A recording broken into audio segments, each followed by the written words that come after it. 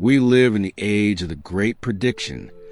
You open your phone, and the video you want to watch is already there before you search for it. You open a shopping app, and the product you were thinking about yesterday is the first recommendation. You open a chatbot like Gemini, DeepSeek, or ChatGPT, and it finishes your sentences better than your best friend can. It feels like magic. It feels convenient. But if you look closer, it feels like something else. It feels like a cage. We are currently witnessing a massive surge in artificial intelligence. These systems are not just tools. They are prediction machines. They analyze where you look, how long you hover over an image, and what makes you angry or happy. Their goal is to predict your behavior. But here is the uncomfortable question. If a machine can perfectly predict what you will do next, are you actually free? Or are you just following a script written by code? Today, we are not talking about robots taking over the world in a war. We are talking about something much subtler. The surrender of your free will to convenience. We will look at this through the lens of existentialism and Stoicism to understand what control really means in an era where machines know your future. Why do we let AI predict our lives? Because it is easy. Jean-Paul Sartre, the French existentialist philosopher, talked about the burden of freedom. He said that we are condemned to be free. Making choices is exhausting. Deciding what to eat, what to watch, what to believe, and who to be, it carries the weight of responsibility. Algorithms relieve us of that weight. You don't have to choose a movie.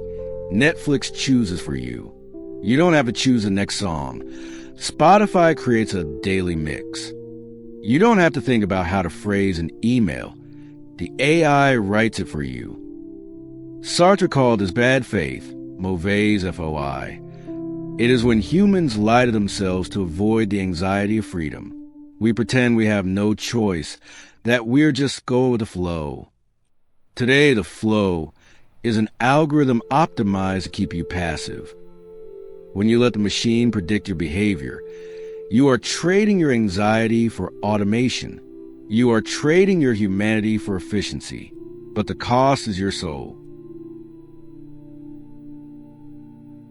Principle 1. Existence precedes essence, reclaiming the I. The core rule of existentialism is, existence precedes essence. This means you are born first, existence, and then you define who you are through your actions, essence. You are not born a music lover or a political activist. You become these things by choosing them. But AI flips this around. The algorithm assigns you an essence based on data. It looks at your history and says, you are a person who likes 15-second cat videos, outrage news, and cheap gadgets. It then feeds you content that reinforces that narrow definition. If you only consume what is predicted for you, you stop growing. You become a caricature of yourself. You become exactly who the machine thinks you are. To reclaim control, you must be unpredictable. You must do things that defy your data profile. Read a book the algorithm wouldn't suggest. Listen to music that challenges you. Walk a path you haven't mapped. Control, in the age of AI, means refusing to let your past data dictate your future self. Principle 2. The Stoic Citadel, internal versus external. Now, let's look at this through the eyes of the Stoics. Epictetus, the slave-turned-philosopher, taught the dichotomy of control.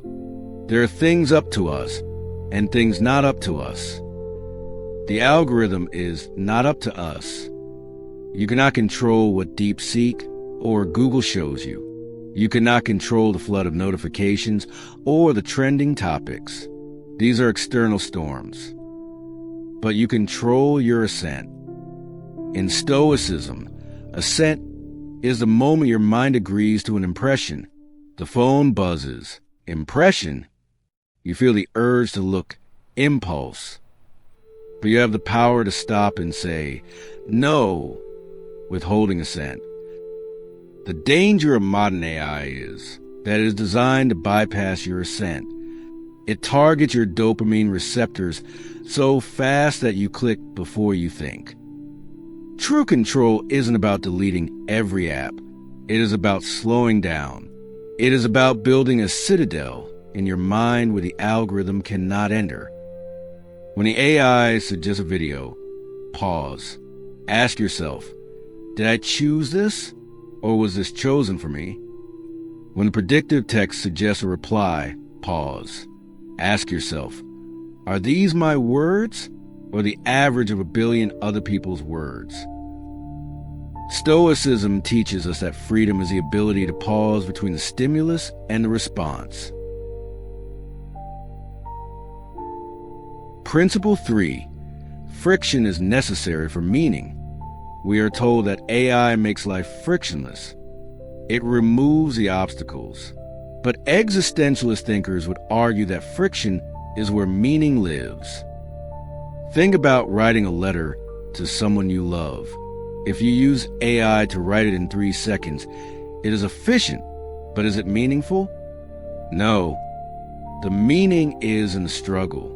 The meaning is in sitting with a blank page, searching for the right word, feeling the frustration, and finally expressing your heart. When we outsource our thinking to AI, we are outsourcing the struggle of being human. Control means voluntarily choosing the hard way sometimes. It means choosing to write the messy draft yourself.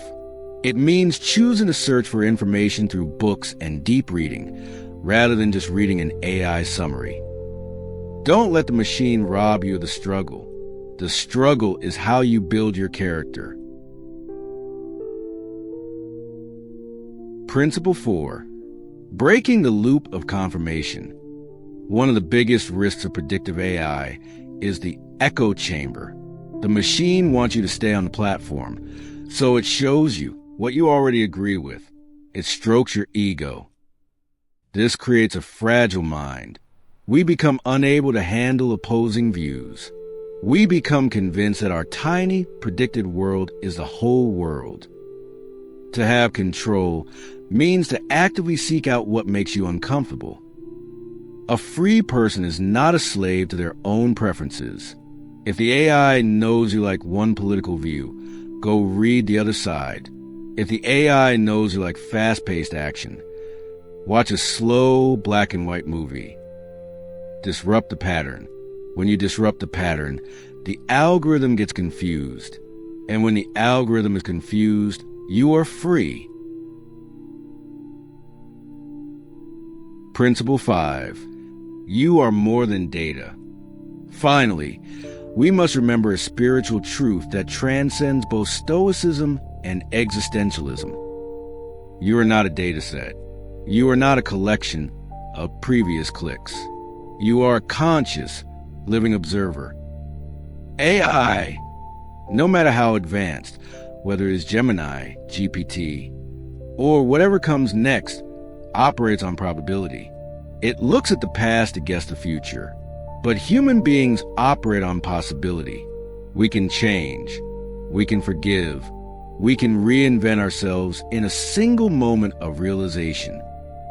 The machine deals in what is likely. You deal in what is possible. Control is realizing that no matter how much data they have on you, they cannot calculate your soul. They cannot predict the moment you decide to change your life. That power belongs only to you. So, how do we live with these powerful machines? We do not need to hate them. We do not need to fear them. AI is a tool, like a hammer or a pen. The problem arises only when the tool starts using the human. Imagine you are in a car. For years, you've been sitting in the passenger seat, letting the GPS or the AI drive you. It takes you to places it thinks you will like. It is comfortable, but you have forgotten how to drive. Today is the day you climb into the driver's seat. You can still use the GPS for directions. You can still use the AC for comfort. But you hold the steering wheel. You decide the destination. Use AI to automate your chores, but never use it to automate your thinking. Use AI to find information, but never use it to find your truth. Use AI to save time, but spend that saved time connecting deeply with your own reality, not scrolling for more distractions.